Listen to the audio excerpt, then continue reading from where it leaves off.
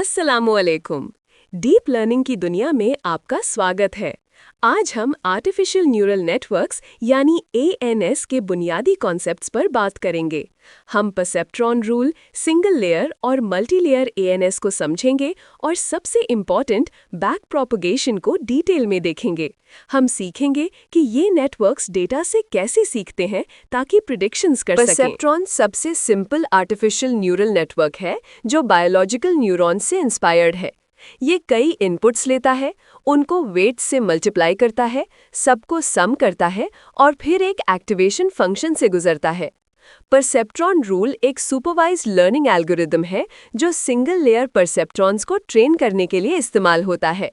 याद रखिए, ये सिर्फ लीनियरली सेपरेबल प्रॉब्लम्स को हल कर सकता है। सिंगल लेयर परसेप्ट्रॉन्स की अपनी लिमिटेशंस हैं। वो एक्सऑर प्रॉब्लम जैसी नॉन लीनियर प्रॉब्लम्स को सॉल्व नहीं कर सकते। इस मसले को हल करने के लिए मल्टी लेयर एएनएन्स में इनपुट और आउटपुट लेयर्स के दरमियान हिडन लेयर्स शामिल किए जाते हैं। ये हिडन लेयर्स नेटवर्क को कॉम्प्लेक्स नॉन लीनियर रिलेशनशिप्स सीखने की सलाहियत देते हैं। जिन नेटवर्क्स में थोड़ी हिडन लेयर्स होती हैं, उन्हें शैलो एएनएन्स कहा जाता है। तो मल्टी लेयर एएनएन्स कॉम्प्लेक्स पैटर्न्स कैसे सीखते हैं? इसका जवाब है back propagation. Back propagation multi layer neural networks को ट्रेन करने का बुनियादी एल्गोरिदम है। ये हर वेट के रिस्पेक्ट में लॉस फंक्शन का ग्रेडियंट बहुत इफेक्टिव तरीके से कैलकुलेट करता है। फिर ये ग्रेडियंट वेट्स को एडजस्ट करने में मदद देता है ताकि प्रिडिक्शन एरर को कम किया जा सके। लर्निंग प्रोसेस का आगाज फॉरवर्ड पास से होता है। इनपुट्स नेटवर्क में डाले जाते हैं। हर लेयर में हर न्यूरॉन अपने इनपुट्स का वेटेड सम कैलकुलेट करता है और उस पर एक एक्टिवेशन फंक्शन लगाता है। ये आउटपुट अगली लेयर का इनपुट बन जाता है और ये सिलसिला आखिरी आउटपुट लेयर तक चलता है।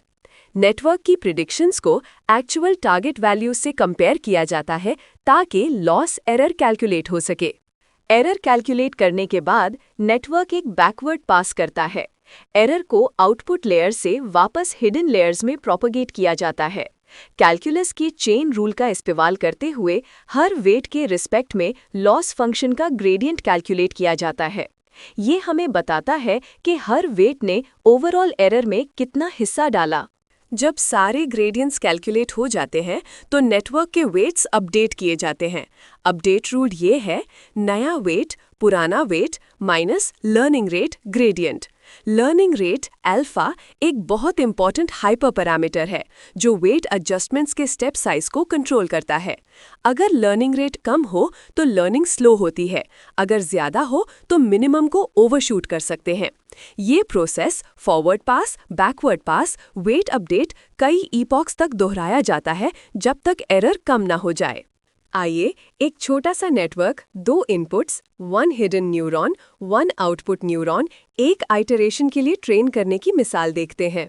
दिए गए हैं इनपुट्स 0.5, 0.1, टारगेट 0.7, लर्निंग रेट 0.1।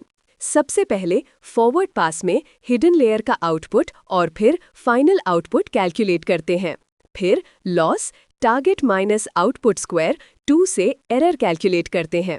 इसके बाद बैकवर्ड पास में आउटपुट लेयर के वेट्स के लिए ग्रेडियंट्स कैलकुलेट करते हैं, एरर को हिडन लेयर में वापस प्रोपगेट करते हैं और फिर हिडन लेयर के वेट्स के लिए ग्रेडियंट्स कैलकुलेट करते हैं।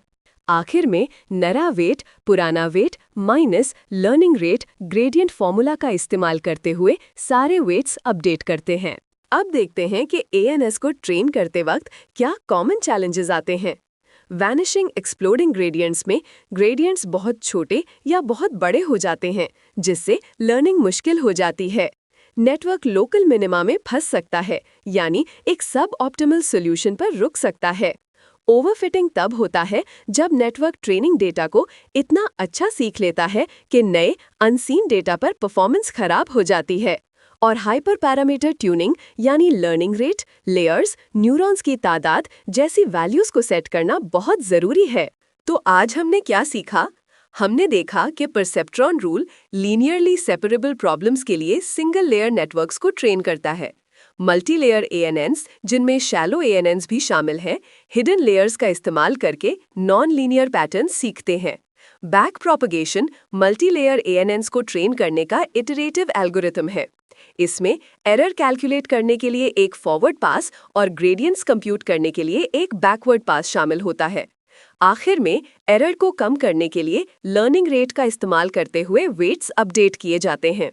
अगर आपको ये लेक्चर पसंद आया हो तो चैनल को सब्सक्राइब करना ना भूलिए, बेल आइकॉन ज़रूर दबाइए और मिक्सो माइंड नॉलेज के साथ सीखते रहिए।